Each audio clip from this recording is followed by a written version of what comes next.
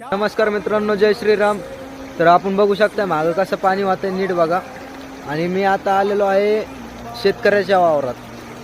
हे बघा मित्रांनो, मी पुढचं शेतीतलं पाणी दाखवतो तुम्हाला. बघा मित्रांनो,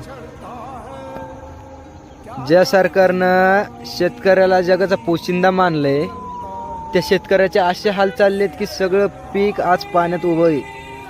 सगळं पीक आज चिखलात नाचतं या. आणि सरकार बोलतोय की आपण 7,000 रुपये एकरानं पीक विमा देऊ या शेतकऱ्याला. सांगा कसं होणार या शेतकऱ्याचं? हे एवढ्या डोके इतक्या पाण्यात जर शेतकऱ्यानं सोयाबीन काढायचं म्हटलं तर खर्च कमी नाही व. बघा, सरकारला मी विनंती करतो की आपण ज्या ठिकाणी 7,000 रुपये एकरानं पीक विमा लावलाय त्या ठिकाणी कम से कम 25,000 ते 30,000 रुपये एकराने जर शेतकऱ्याला विमा दिलाय तर शेतकरी आनंदात दिवाळी साजरी करेल. कैसे जिएंगे हम, तू ही किनारा